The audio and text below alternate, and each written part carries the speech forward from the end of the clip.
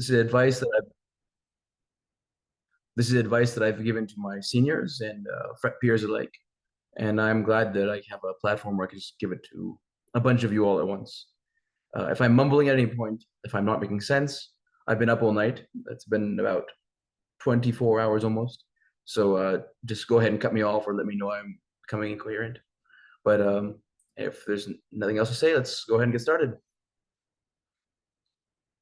All right. So I'd like to start with this quote: "Your poor planning on your part does not necessitate an emergency on mine," by Bob Carter. So I don't want any more calls from anyone at 3 a.m. telling me they're stuck somewhere in the middle of nowhere. All right. So make sure you guys have planned this through and through. Good planning is key to your success in everything you do. And you're not children anymore. All right. You didn't know is not an acceptable answer anymore. Right. You guys are great, smart people. All of you are in medical school, which is a huge achievement. So just remember, you're adults now. Welcome to the adult world. All right. So broadly speaking, I've put this presentation in two parts. The first will be for electives, and the second will be more so for your residency. A lot of the stuff in the elective will overlap with the residency. So if you have any questions at any point, just write them down, and I'll be happy to discuss them towards the end. For those of you who are not so familiar with the region of the United States, it is a very big country. With the Alaska and Hawaii, the US is about 11 times the size of Pakistan. It's very easy to get lost, right? Though it has only 100 million more people than Pakistan does. For most of you, I hope you can see this laser pointer. You will be doing electives and residency in this Northeast region, maybe in a few of these states here, and Texas, right? As for the rest, don't worry about it too much. But the good thing about the Northeast and these regions, these urban regions, very developed for transportation and infrastructure alike. It's not like the wild, wild west out here. All right. So it'll be an easier time for you guys out there, hopefully. All right. So let's start with getting to the United States, right? Getting to the United States and getting to your elective is going to be mostly the international flight. And then from there, you have three options of getting to your secondary location. All right. So starting with the international flight, getting your ticket, it's important to know that the best time to buy your tickets is roughly 3 months in advance, right? I've had a lot of people who waited to the last minute before buying the ticket and it just shot up in price. And I'm talking about $1,000 difference sometimes. So make sure that's the first thing you guys do is plan ahead. All right. A great website that I highly recommend everyone talks to me is kayak.com. It's not a website for buying tickets, only a website for finding tickets. And they'll guide you how to buy them, but you don't buy anything through them. But be cautious of these things called hacker fares on the website. Those are some very tricky stuff. It's like you buy one ticket that goes halfway somewhere, then you get off, and without going for your next flight, you hop on another one. It's confusing.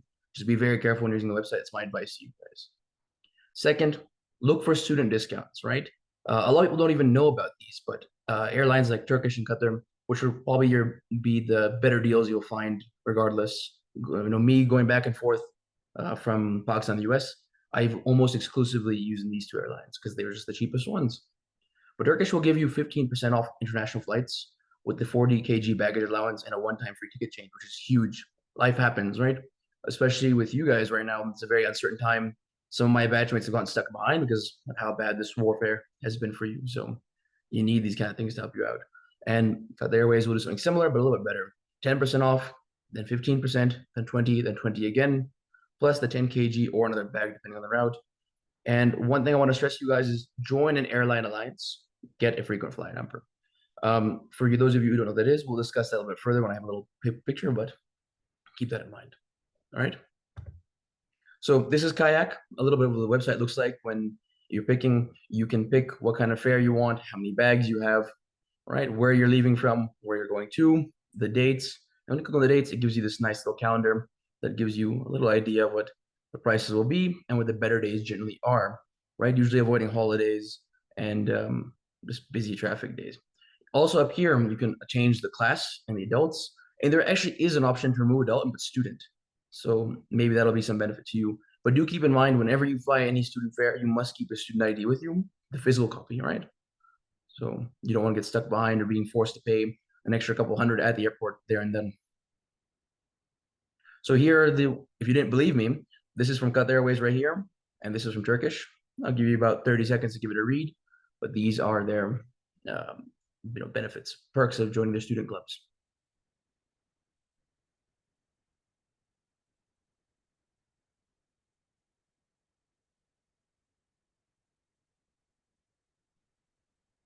All right, moving on. So coming back to the alliances, right? No airline operates all over the world, right? It is not practical. It's not feasible. If you actually look at an airline's distribution, right, for Qatar Airways, for example, you'll notice it's just that one dot in Qatar that branches out in all directions, kind of like a flower, right? And for that reason, airlines have come together in these alliances to kind of hand off people along the way, right? I highly recommend the Star Alliance. It's the biggest alliance, and the miles you collect with them never expire. And what are miles? They're like points. When you fly, you get miles. Going back and forth between going one way to from Pakistan to the US will be about 8,000 miles. And you collect 15,000 miles, that's a free domestic ticket. Why not use it? Right? That's how I've used them to travel within the United States. I fly through Turkish, I get the Turkish miles, I get United tickets. They're all part of the same alliance, they work the same. And I highly recommend you guys constantly collect that at every point you can. They're very beneficial to you. They'll make your life a whole lot easier. If you fly enough, you get free upgrades and stuff. That's how people kind of do it, but don't get lost in that. The glamorousness of it all. The whole point is to get from A to Z. And the second one I would recommend is One World. That includes your big ones like American Airlines, British Airways, and Qatar. Right? They're great. They're not as big. I think there's like 30 something partners here, 14 here, and their miles do expire. So if you get these ones, just try to use them as fast as you can. You have about a year before they expire too. All right. And some of you might be flying through, if you live in the UAE, you might be living through Emirates or Etihad. They're not part of any alliance. They have their own thing. They code share, meaning they'll help each other out and hand off these other guys, but you won't collect miles from them. So try to avoid booking with them if you want those miles. They're beneficial in the long run. It's free money. All right. So when you go to the US, this is a map of all the major kind of airports in the United States, right? When you land, you'll be landing in, depending on where you're going, you could land in about 4 or 5 major ones, let's say, right? You could be landing over in Chicago, you could be landing in Denver if you're going to Turkish directly, somewhere in LA, New York. There's like 3 different New York airports, and Philadelphia, not the best airport, or Atlanta, all right? There's also Dallas and Houston as well, but these are your major ones you'll be going to. Don't worry so much about these smaller ones. All right. What's important to know is that when you're landing in the United States, you will first go through immigration, right? No matter what you're doing. If you're flying somewhere kind of weird in the United States, like somewhere out here or here, you will have to get a third ticket, right? One from Pakistan to the Middle East, and then Middle East to the coast of the United States, and then that third ticket within the United States, domestic, right? Regardless, you will have to go through immigration as soon as you touch base in the United States, right? Even if you have a domestic flight on your ticket. So that's why I recommend make sure you have at least 3 to 4 hours between your domestic flight and your international flight and your domestic flight. I'll give you an example.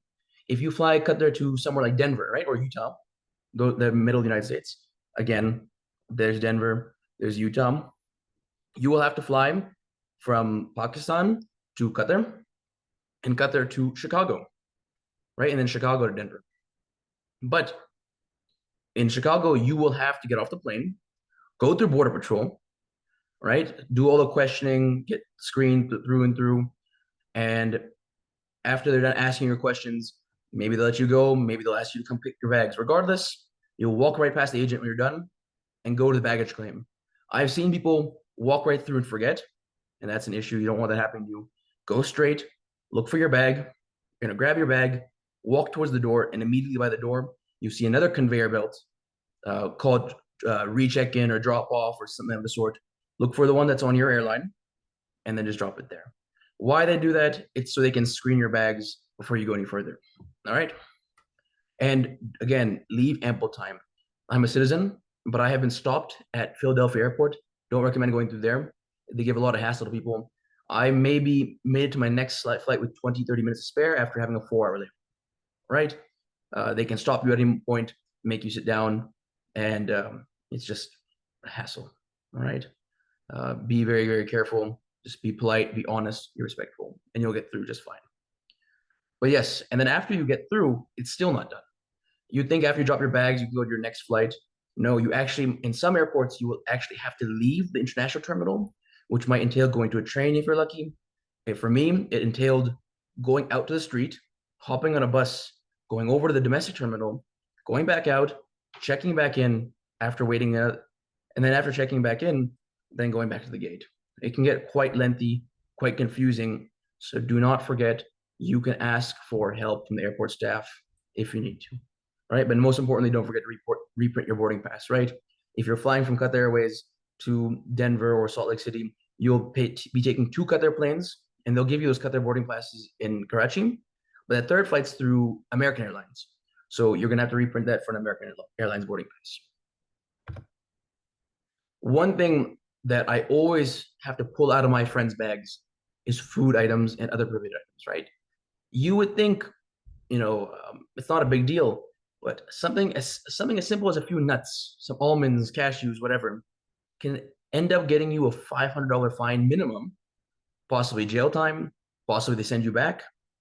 So it's very important you guys go through this list of everything that is prohibited, right? Some things like ivory, for example, right? Ivory, if you guys don't know, is found in elephant tusk. It's a prohibited item in the United States. If you're caught with it, it's a huge deal, right? You would never think it, but it is. All right. For your own prescription medications, you have to have a doctor's prescription with it, right? With their stamp, with their email, with their phone number, and it doesn't hurt to have them write what the medicine's for. As detailed as possible. You can bring up to 90 days worth of your medication. So keep that in mind. Nothing more, nothing more than that. What I recommend is keep copies of your prescription. Keep the original with you at all times. Scan a copy, print out that copy, leave it in your bag of your medications, right? That way, if they do an inspection on your bag and you're not there, at least that prescription is sitting there right in front of them.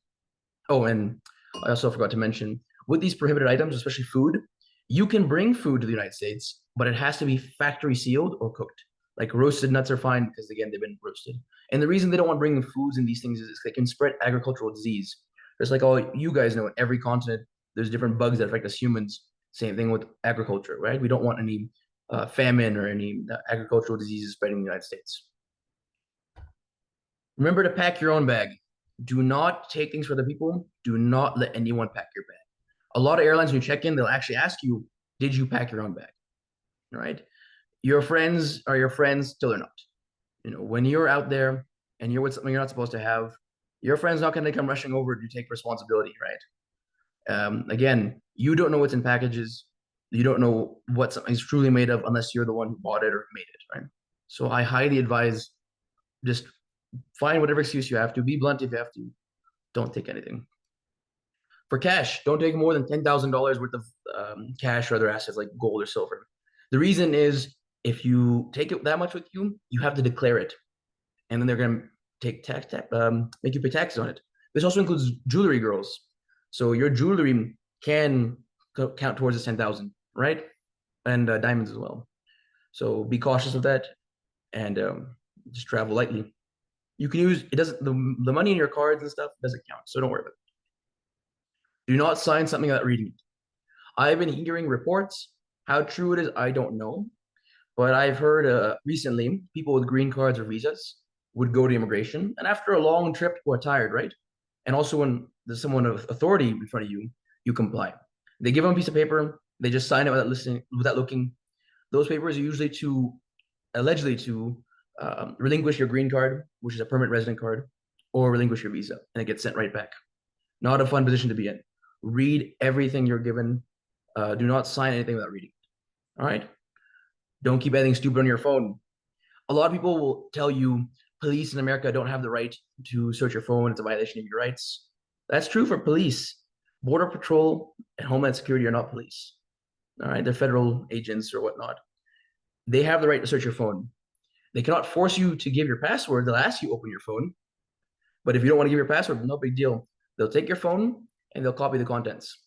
And how long that will take depends on how tough your phone is. Your phone has a really good encryption. They'll take your phone for a couple of weeks. They'll just ask you, give us an address. We'll mail it to you. You're done. Right? Not a fun position to be in. Comply. Don't keep anything else on your phone. Don't even memes. They can see everything that's been there ever. All right? Keep it clean. And just make sure When they ask, just comply. Give them whatever they want. Usually they'll just take a quick look and let you go if you're nice about it. All right. Some more general tips. Be smart when using social media, coming over the phone thing, right? Homeland Security and Border Patrol are now using AI-powered monitoring tools. They will analyze your social media accounts and they can see deleted posts from the archive. All right. Freedom of speech does not apply to non-citizens, and freedom after speech is not guaranteed. Do not watch anyone's bags when you're in the airport or on the plane at any point. It's a big legal no-no because God forbid that person has contraband in their bag, drugs, weapons, explosives. They leave it with you, they run away, you get in trouble, right? Even if it's someone you just met, that you've talked to for a while, you know them a little decent well, don't watch. Friends, family, it's a different. No strangers. Do not touch anyone's bag.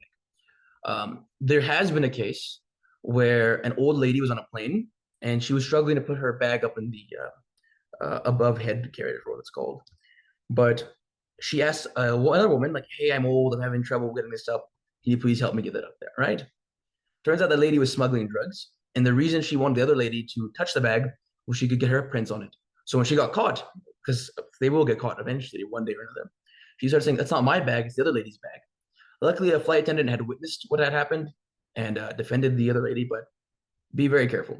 If someone wants help stowing a bag, as much as you want to be a nice person to help, just tell them you can't. Ask a flight attendant to come. It's their job to do it. They literally tell you not to touch someone's bag. They'll do it. All right. What I usually say is that I would love to help, but I have strict orders not to. Makes no sense to them, so they don't ask any further questions. Read all signs around the airport carefully, right? Lots of signs around the airport telling you you can't have this, go here, do this, don't do that, don't do this. All right. Make sure you're reading that because, again, ignorance is not a valid excuse. If you get caught with something you're not supposed to have, they will fine you. I'll give you an example. A gentleman recently, he had global entry. Global entry is a special perk for United States citizens who apply for it, where they get screened through Homeland Security, and they don't have to talk to an agent. They just walk right through. But he had recently been in Germany in the airport. He just picked up a banana from the lounge, a banana from the airport lounge, and immediately went on his flight, landed in the United States. One of those sniffing dogs came and smelled the banana. And what they do is when they smell something you're not supposed to have, they sit down and from your bag. The agents came over, opened his bag, took out the banana right on top, charged him $500 on the spot, stripped away his global entry, and told him they'll be in touch for further consequences. And the guy is still stressing out about it probably, but they're very strict about these things. Be very careful. Again, when you're landing in the United States on that first international flight, landing in the United States, they will give all non-citizens a form asking, do you have anything to declare? Where are you coming from? X, Y, Z. Fill it honestly, fill it fully, and be ready to hand it over. So I recommend keeping a pen on the plane just so you can fill that out before you land, right? Declare anything you're required to. Again, at every moment, you'll be told what items have to be declared. When in doubt, just declare it. I once was given something, I think a bag of meat. I wasn't sure if I was allowed to have that or not. Everyone told me I could because it was factory sealed. I had still declared it to be on the safe side. They came, took a look, thanked me for being on the safe side, let me leave with it because it was completely fine. And most importantly, use your common sense, right? I feel sometimes that's a little bit lacking, but so I wanted to include that. All right, so again, I bring this map again because I just want to remind you of those major airports and then these smaller airports. And how are you going to get to these other places if there's no airport, like right here, right here? Luckily, we have some other options, right? Well, again, we have our domestic flights. They're generally the cheapest option in traveling within the continental United States, as you can see among these three options. And again, you can get these a little bit later. You don't have to get them at 3 months in advance. You can get them anywhere between 1 to 3 months. Use Kayak to find the best deals. Again, watch out for those hacker fares. Then come our train tickets and our bus tickets, right? There are multiple train companies and bus companies, long-distance bus companies in the United States. I generally prefer to use the Amtrak and the Greyhound. These are the two that I'm most familiar with and most known to me.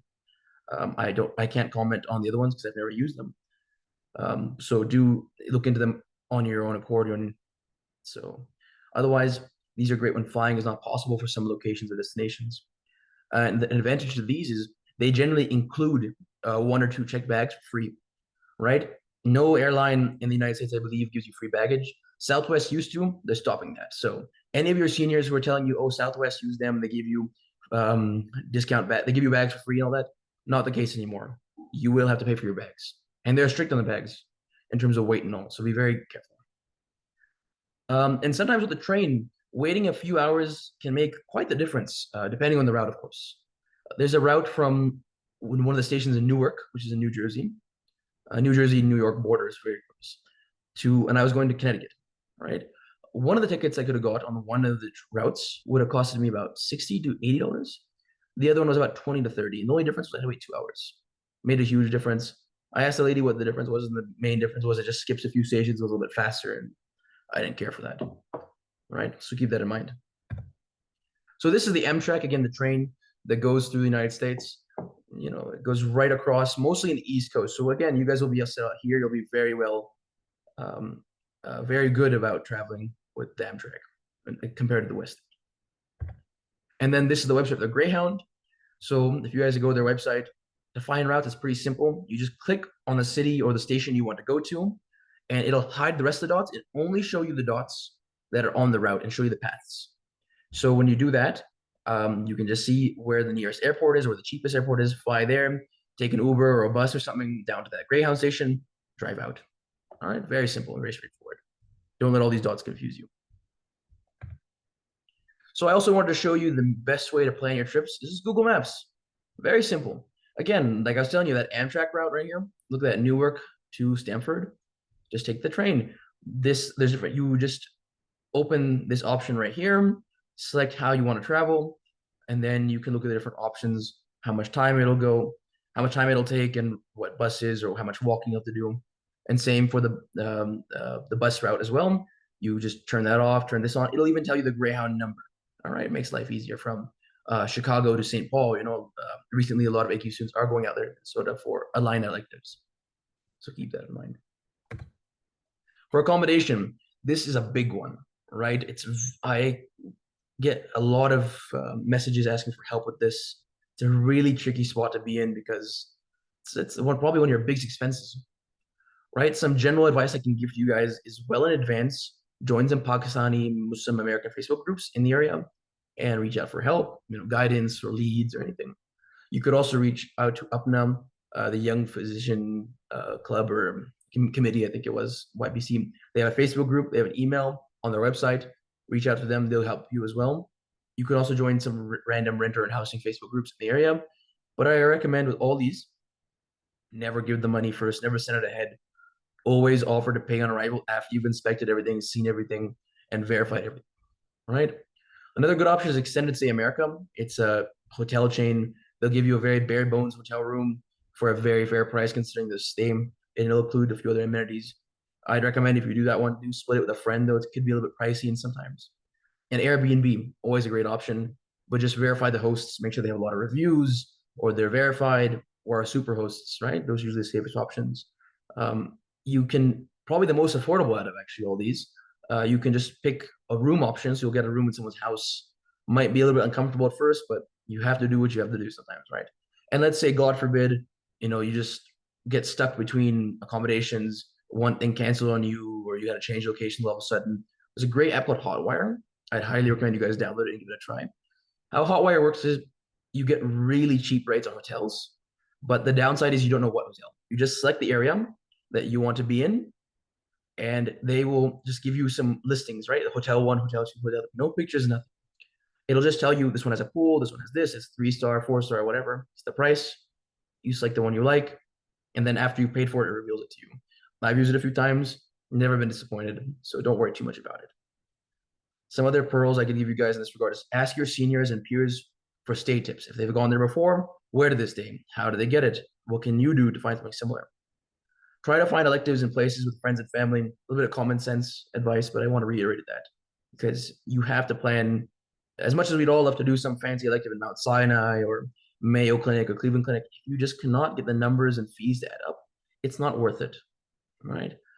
Don't break the bank for an elective and the day you're trying to match in the United States, and that's going to be an expensive process on its own. Any elective will do. Don't freak out about names.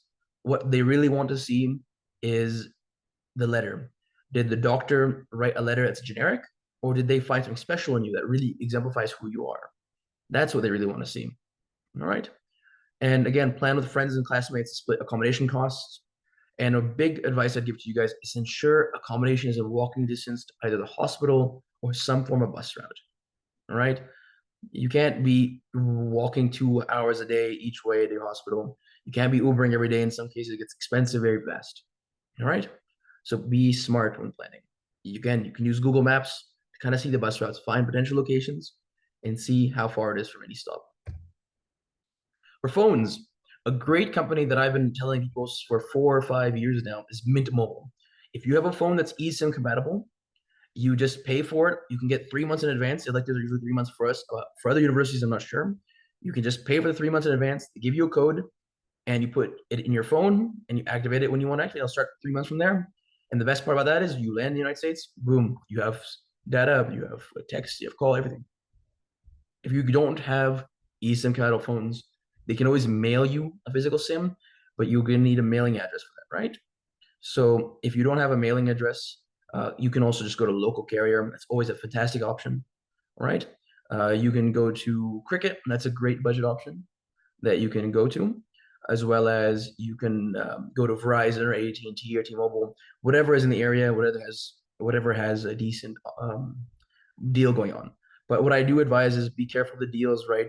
Especially, I'm going to skip a line here, especially if you have to buy a phone, don't get a carrier locked phone. Carrier locked basically means it's locked to that provider for 2 years or until you pay that phone off, right? That's useless if you want to go back to Pakistan or you plan on switching your phone at some point, right? Another thing that you guys might not have heard of is this thing called triple band and quad band, right?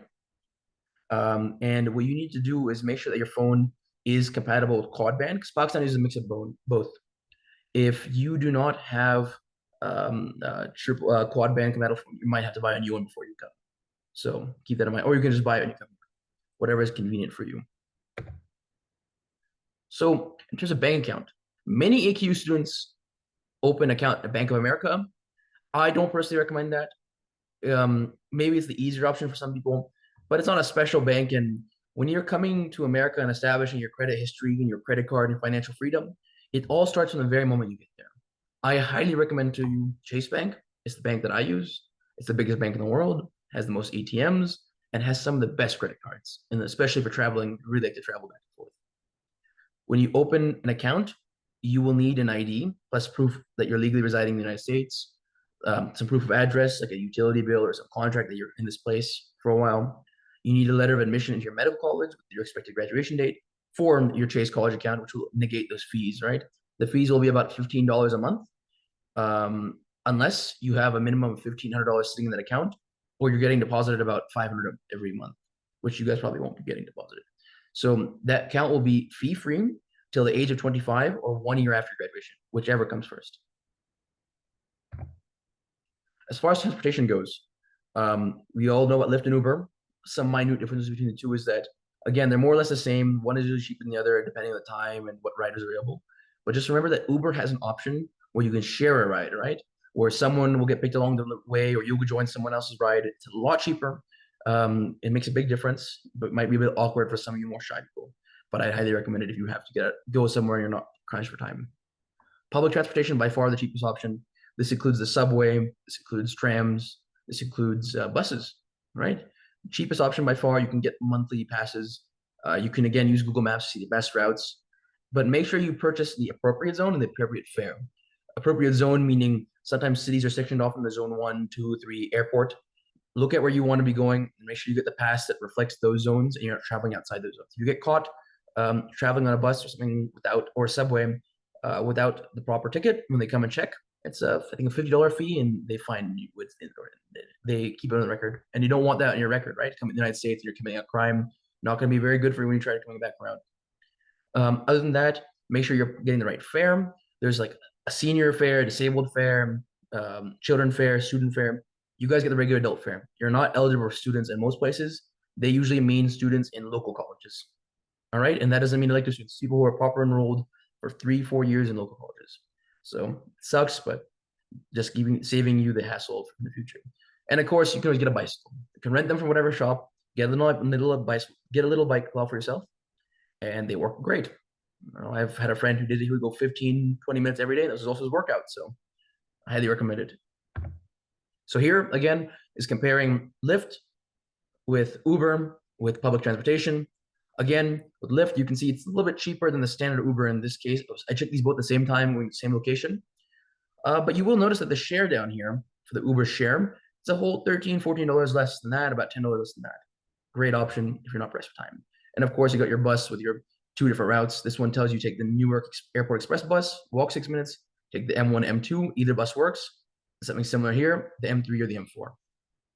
And usually with American, the buses look for a specific number. It could be a letter and a number. It could just be numbers, and it's usually written right in front of the bus, like on the top. So make sure you're watching the buses as they pass by.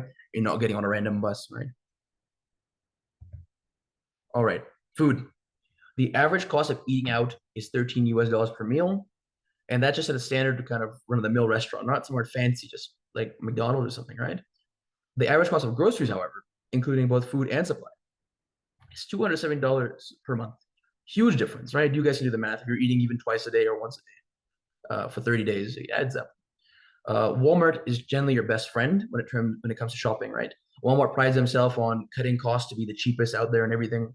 You won't find a better deal than Walmart and for many things. So it's good for people who just want groceries for one or a small family. If you need something in bulk, particularly like some people I know just really like milk, they need like 3, 4 cartons of it. They went with a friend to Costco or Sam's Club. These are those warehouse kind of stores you might see on YouTube and stuff. They require membership to get in, and they will check who's on the membership. They'll look at the face and all that stuff. So that friend can't just give you the ID and you go. You got to go with them. All right. And tap water is also safe to drink in the United States. So no need to waste money on bottled water. The United States is one of the most reliable and well-regulated tap water and filtration system in the world. So at least we're doing something right in that regard. For halal options, I'd recommend zabiha.com. It's a great website for people who come by. Think of it as Yelp, but for halal food. All right, if you are practicing zabiha. Exercise. Hospitals and universities may give you access to their own gyms. Usually it's maybe small fee or free, best thing in the world. But if you need something else or you just don't have one, you could go to these two gyms. I highly recommend them. I personally like 24 more than Planet Fitness, but $10 is quite a difference per month, so it's your guys' call. Other options include a lot of parks, just parks you can walk around, run around, but some also have these outdoor gyms you can go to, do a little bit of lifting, use basic machines. Great, it's free, doesn't cost a thing. You could also go to local community fitness or rec centers. They're very good. Some in the state I live in, it's $4 per visit, or you can pay $23 for the whole month, right? So it works, it's flexible, it's subsidized. And you can always go hiking. A lot of the United States has hills and hiking parks to go to. So take advantage of that. Enjoy the nature. Go every weekend, get a walk in. Shopping. A lot of things people do when they come stateside is they want a new wardrobe, they need a new phone, and they need this, need that. So a couple of things I'd recommend. Factory outlets. Don't go to the mall. Don't go to like some random store. Go to factory outlets. And they are specifically called factory outlets. So just search them up and look for the nearest one near you. They constantly have deals on top of low prices, right? They're always competing with each other. Great place to find great discount stuff. You could also go to malls around holidays for seasonal deals and discounts. Some of the major American holidays for discounts are, as you can see, Black Friday, Cyber Monday, Amazon Prime Day, Memorial Day, Independence Day, Labor Day, Super Saturday. Super Saturday is the last Saturday before Christmas. And you could also shop at clearance stores like Nike Clearance. Some of you might have also, that's great to find stuff, especially if you have a bigger foot and unusual size. Lots of clothing you can find. You can even go to stores like Marshall's, TJ Maxx, Ross, and Nordstrom Rack. These are also great stores for finding great stuff at a reasonable price. And online shopping, you all know how to do that. Amazon always does it right. Leaving the US, a quick pearl. Just when you leave, remember when you left from Pakistan, you had a 23 kg allowance in your bags, assuming you're not getting the extra stuff from your student stuff. But when you leave from the United States on some routes and some airlines, they do it in local, right? The US uses the imperial system. So they'll tell you have 50 pounds, but 50 pounds is the equivalent of 22.3 kgs. You've almost lost a full kg there. So plan accordingly, right? It's not the same way.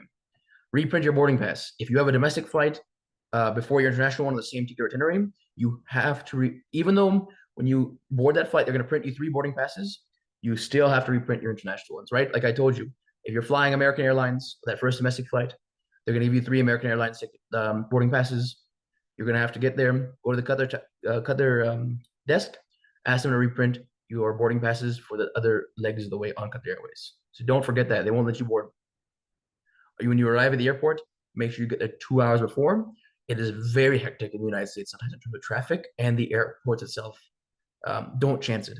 You miss this flight and it's your own fault. They're not going to accommodate you. It's your own fault then, right? And again, you guys don't want to be stuck out there trying to call mom and dad for help. It's not going to be a good day.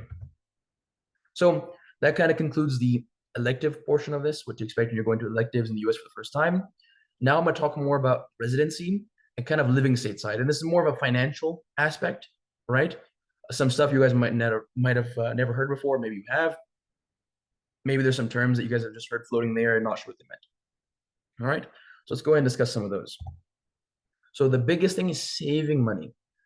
As much as, as much as it is fun to spend money, now you have a job, now you have dollars, you got to be very responsible with it. All right.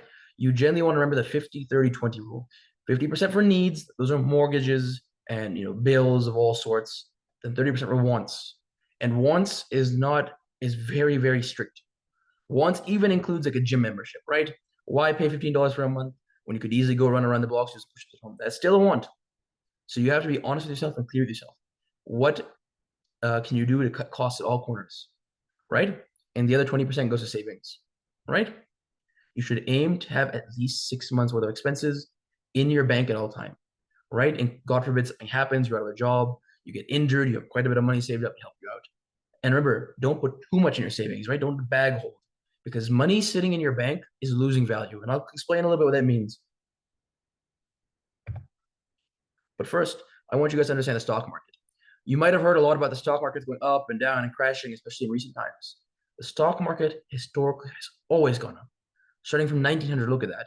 You'll see your dips, especially around the 1930s, the Great Depression, pre-World War II, and you see ups and downs, ups and downs. It's always going up. All right. So the sooner you get in, the better.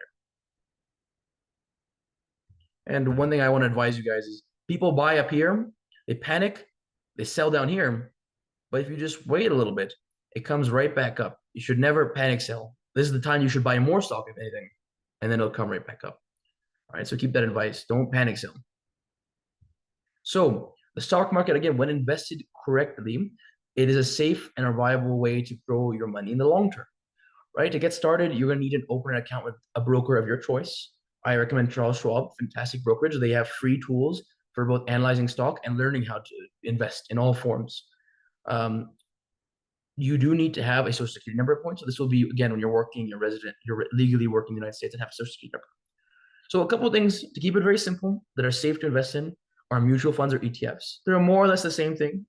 They're a little bit technically different on how they're managed and traded, but we're not going to get into that. That's out of the scope of this presentation, out of the scope of your knowledge. Functionally, they are the same for you guys, and they will work the same, and you don't have to worry about them. And then there's blue chip stocks. They're well-established, financially sound, and reputable companies. And I'll give some examples of all these in the future. And then Dividend Kings, right? It's a company that has increased its dividends paying out for the last 50 consecutive years. And what a dividend is when you buy a stock, you are a partial owner of a company, right? Let's say you buy enough stock to be 3% owner, which is a lot in some companies. But let's say you're a 3% owner. When they're giving out dividends, it's basically portions of their profits. So you'll get 3% of that profit, you're a 3% owner, right? So just keep that in mind. The more you own of a stock that pays out dividends, the more you'll get. And you can reinvest those dividends and just keep growing things, right? It's great. So mutual funds, I want to talk a little bit more of these specifically. Mutual funds have never gone bankrupt. And from 1928 to 2023, the average growth rate of mutual funds was 11.66%, about 12% for all intents and purposes. Inflation is about 2.3%. And the average savings account interest rate, again, most of you guys will not be dealing with interest. You guys are Muslim, I assume. Most of you will be. So don't worry about interest. But it goes to show you, the reason I include this is that if you leave money sitting in your savings account, it will still not be able to outpace inflation. And that's why you need to have your money somewhere invested where it'll go. So according to the Rule of 72, if you leave your money in a mutual fund, it'll double in value every 5 years if you do nothing. So what is the Rule of 72? The Rule of 72 is you take any growth in percentage, right? This number, this number, this number, and bring it up to a whole value, right? So 12%, let's say, make that a whole value, 12. 72 divided by 12, 5. That money will double in 5 years. Same with this, let's say 2% for all intents and purposes. 72 divided by 2, that's going to be about 36 years before that money doubles, and so forth and so on. All right? You want to make sure your money is outpacing inflation. Otherwise, it's just losing value. So according to Rule 72, again, money will double 5 years. And this just means if you're putting your money there and leaving it, right? This does not account for the fact that it'll go much faster if you're just putting a little bit more every day or reinvesting those dividends you get, right? And a great example of a mutual fund is Amana Growth Fund. This is a Sharia compliant mutual fund. And another ETF that I like is Wahid mutual funds ETF. It is actually ticker halal, which is kind of funny to me, but a great one to invest in. It's growing constantly. And just so you guys know what a mutual fund ETF kind of are, I'm going to put this very layman. So for those of you who are more versed, forgive me, it's a little bit simplified. But think of a bunch of people putting their money together and trusting some experienced stockbrokers, right? These stockbrokers who are overseeing these mutual funds have minimum 20 to 30 years experience managing money and working on Wall Street, all this stuff. What they're doing is with your money, they're buying lots and lots and lots of small pieces of many stocks, right? It's like the expression, don't keep all your eggs in one basket. Now, what they're doing is they're spreading that risk out.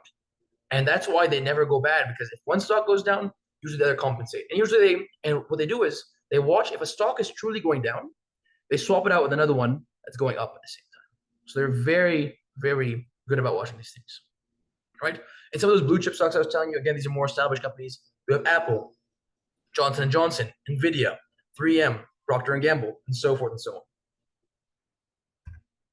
So then coming to those dividend kings I was talking about, again, these are companies for the last 50 years have been increasing the dividend payouts every year and constantly, no downs, only ups. This is a list I made. Again, I hope you guys get a good view of this. These are companies that I went through that were dividend kings, plus a few that are not dividend kings but had great dividends that I made sure were Sharia compliant. And I'll talk about what makes a stock Sharia compliant, Islamically halal stock. But these are the stocks with their ticker. Ticker is a kind of code to shorten the name, with their full name and how much the stock was worth on 8th of April, 2025, right? And each of these pays for every stock you own, maybe if it's smaller ones, maybe a couple cents for each stock you own. Some of the bigger ones, maybe a couple dollars. And that really adds up the more you get with time, right? I believe there's a lady who had about $700,000 in stocks that were paying high dividends. And she was making about $60,000 to $70,000 a year just on the dividends alone. You know, so that's pretty good. So what is a halal stock? Again, it is a stock in which 95% or more of the earnings are through halal means, right? If it's questionable, doubtful, or it's haram earnings, those have to be combined to be less than 5%.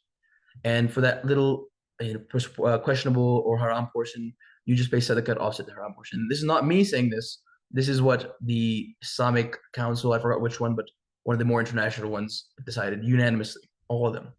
There's a great app called Musafa. It's a company that checks companies' quarterly earning reports. And what that is basically, every 3 months, these companies are giving out reports to their investors and just publicly about everything they have, how much they've earned, how much they've lost, or how much they owe, or their assets, so forth and so on, right? And Musafa looks at these every time they come out, and they report if this stock is halal or haram. And they will switch. It's your due diligence to constantly check, right? I was invested in Coca-Cola. It was considered a halal stock. And then, quarterly reports came out. There was greater than 5%. Now it's a haram stock. Sold it right there and then. And that's what you guys have to do. Even if you have a loss, unfortunately, but that's part of the game. So just try to be smart about what you invest in so you don't have to sell when it's in a low. So this is an example of how Mustafa kind of looks at everything. This is not the super detailed. As you can see, you can keep breaking down further. But it shows that Apple, for example, right, had about 95.2% halal income. So it's barely there, but it's there. The rest was doubtful, and the rest was guaranteed halal, right? You can look at the sales, iPhone, Mac. Again, the companies will break down what they're selling, how they're selling, what they're doing, right? It's very transparent if you look hard enough. Apple Music, advertising. Again, music's a big debate for people, right? That's why it's in the doubtful category. Advertising, same deal. Interest, dividend. Interests is no-go, right? Interest is haram. Don't mind the dividend part. You just got caught up with the interest. Right. So then I'm sure a lot of you guys have heard about a Roth IRA or just IRA in general, right? An IRA stands for an individual retirement account, right?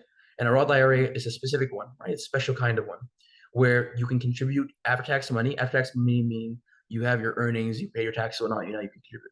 And it has the potential for tax-free growth and withdrawals and retirement, right? What that basically means is, you know, anything in the US that you earn, you have to pay taxes on. If you make a bunch of money on stocks, that's great, but you still have to pay tax on what you earned. This is an exception, right? Tax-free. When you sell it, it's yours. On the exception that you don't take the money out till you hit a certain age, right? Which we'll talk about briefly. And you can withdraw at another advantage to this is that you can withdraw your money anytime before retirement if you need to, but it'll be heavily taxed, right? With some IRAs, it's kind of stuck there, locked away. With this one, God forbid you come into a pinch, you could pull that money out if you need to, right? Some limitations to a Roth IRA is that you cannot have a modified adjusted gross income of more than 150 grand or 236 grand if you're a married couple. And modified adjusted gross income is a tax thing. Basically, after you do your taxes, they look at like all your deductions and all these stuff. That's what it comes out to. Don't worry too much about that. It's above your guys' scope. You won't be making anywhere near that as residents. All right. You can open it when you're residents, and then as a doctor, if you may have making more than this, doesn't matter. You just have to have less than this when you open it. So open it while you can. You can only contribute about $7,000 to it a year. Again, time is your friend. Every year, try to get $7,000 there as soon as possible, right? And that's for individuals under 50. As soon as you hit 50, you can go up to eight grand a year, right? Some rules to this again. You cannot withdraw that money tax-free until you've hit 59 and a half. Granted, you have had that account for at least 5 years. So you can't open it at 56 and then take it, right? It has to be for at least 5. And again, when you take that money out, the good news is you sell your stocks, you have the profits, the dividends, everything, no tax. This is how people retire. This is how the rich stay rich, right? If you're putting a couple $100 away a month in your 20s, you could have a million or two by the time you hit this age. So with stocks, the big thing is time. It's a safe investment, but it just takes time. All right. Taxes, since we were talking about that, they must be filed every year by April 15th, right? As a resident, you will receive a tax form called a W-2. And it's basically like your agreement with your employer, all this stuff, your information. Every year, you'll get that sent on January 1st. It'll have your address, your social security number, how much money you've earned, and how much you've paid in taxes, because your taxes are automatically deducted from those paychecks, right? How much you've gotten. If you have stocks that you sold and made a profit on, keyword being made a profit on, in not your IRA, but some other account that you're kind of actively doing some stuff in, you will receive a form called 1099-B. You'll get that by February 17th each year. You have to, again, include both these when you're filing your tax reports. There's 2 ways to go about it. Either you do it or someone else does it. Simple. If you do it yourself, you can use this app called TurboTax. Very simple. Anyone can do it. This is what I use, and it's super straightforward. You just ask you what documents you have. You put a W-2, you put a 1099-B if you have. Right? If you have a W-2, it's free. You don't have to pay for TurboTax. If you have a 1099-B or any other form, they charge you like $50, but it's worth it for the money you get back, which I'll talk about. It'll just ask you for what does it say in this box, what does it say in this box, what does it say in this box, and the W-2s are nice and organized. This box like 1A, 1B, 1C, 3B, 4B, whatever. And you'll just put that information over. Done. It's a little bit tedious, but it gets the job done. But let's say it gets a little bit confusing, a little bit hard for you, like this 1099-B. I remember one year I got my 1099-B back and I had to pay like 7 cents in foreign tax. And that made my paperwork go from like 10 pages to about 40. And I was so confused. So I went and got clarification on that, right? So there's no harm, no foul. You can go to a certified public accountant, or you can go to something called a corporate data entry service provider, like H&R Block. If you guys are ever in the United States, you'll see them everywhere. You sit there, help you out, get it done, and you get a nice refund. And what a tax refund is generally the government, when you're paying for your taxes and your monthly checks or whatever, they generally overtake money. Like they take more than they're supposed to. And that's what that refund is for. You get a lot of money back, and depending on how much you work, it's quite nice, actually. It helps you out quite a bit. People live for this stuff. You get that within 21 days after filing for your taxes. All right? Credit cards. Something very important that you guys need to know. All right? As a Muslim, it's very important you guys are really good with credit cards and have a good credit score. The reason I say that is because when you guys want Islamic loans on Islamic banks that do not deal with interest, you need to have a very high credit score, right? And I'm not going to talk about Islamic mortgage and anything. This is beyond your scope. You guys will not be thinking about buying homes for at least a good 8-9 years from now, right? You guys will be renting or something of the sort. But simply putting with a credit card, it's money that's someone else's. So you're borrowing their money, but their money's insured. And by that I mean, let's talk about a debit card. A debit card takes money directly from your account.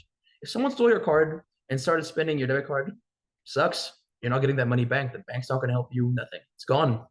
The credit card fraud is just a cost of business for the bank. They will return that money. Anything happens, so you can spend without fear. I stole your credit card. I bought $30,000 worth of stuff, and you see that $30,000 bill.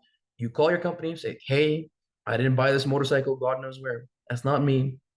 They'll the guy will get away with this stuff. Get away with the stuff. They'll probably send their investigators and stuff to try to find him. But that's not 30 grand you're worrying about, so you're fine. And again, that's so you can spend more money without fear of like losing it, right? It's a tactic on their end.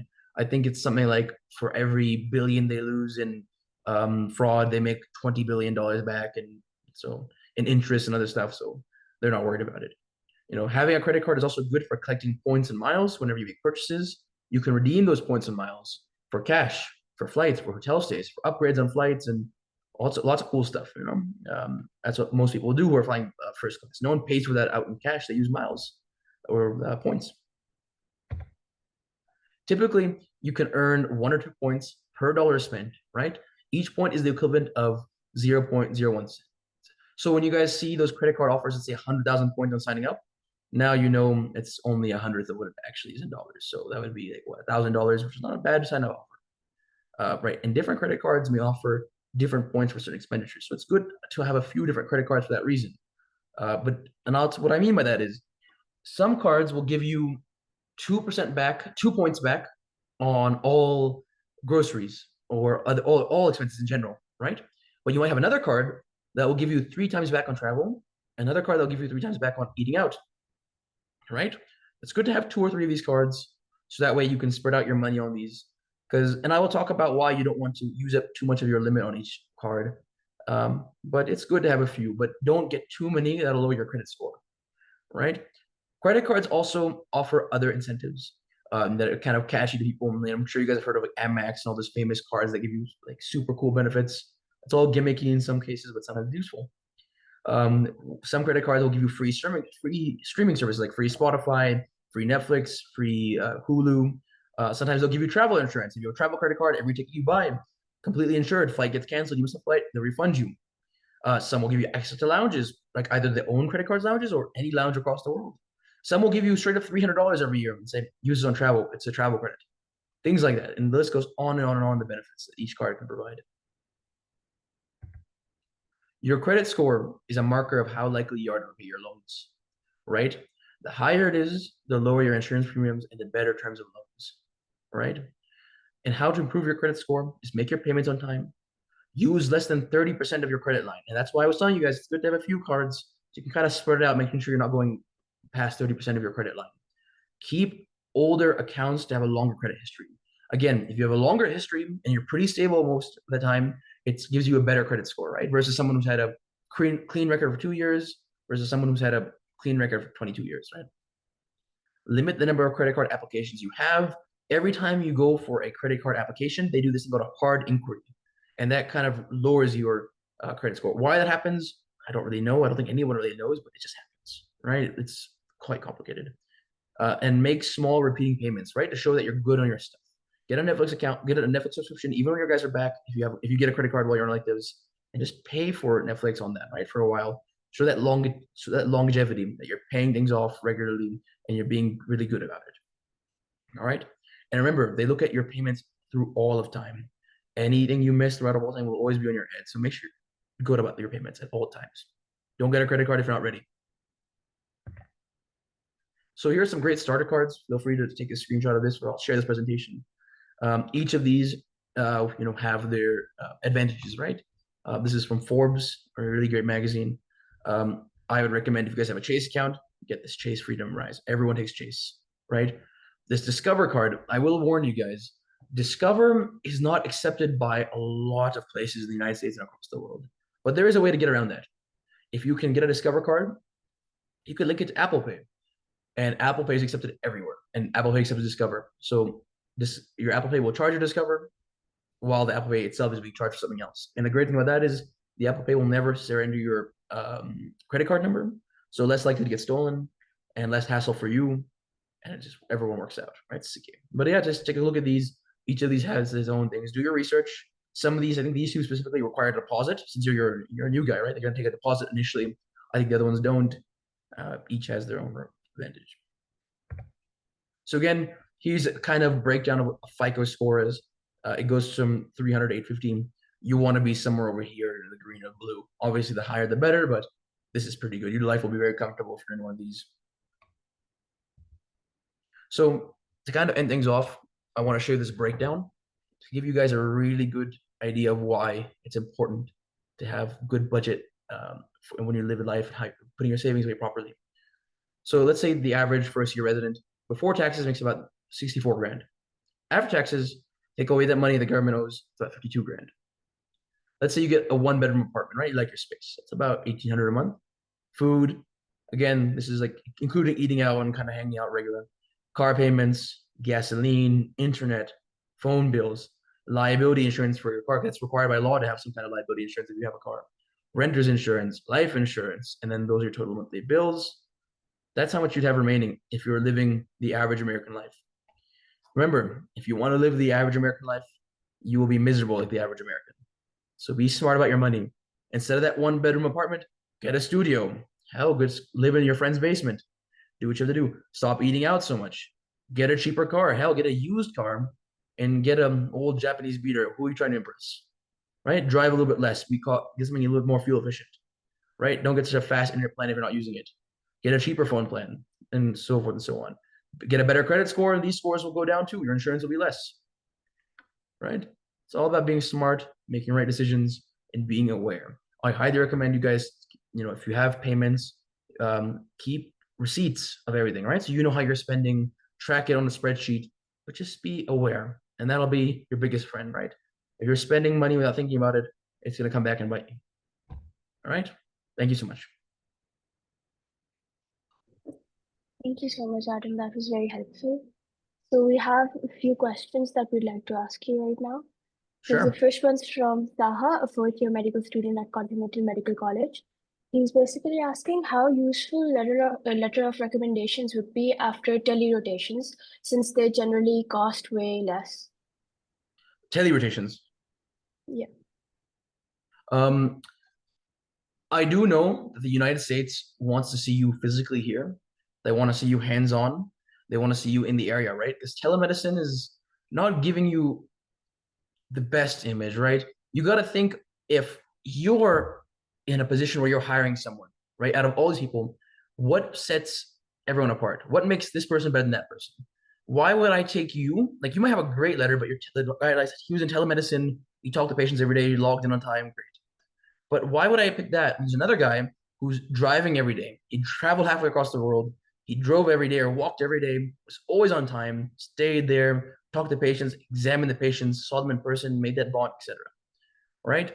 A good letter of recommendation will help you, but you got to look at the quality of things, right? An old beat up sports car will beat a brand new tricycle in a race. But so yeah, I hope that kind of clears up your answer in that regard. Thank you. So another question is, what's the average cost of the US electives?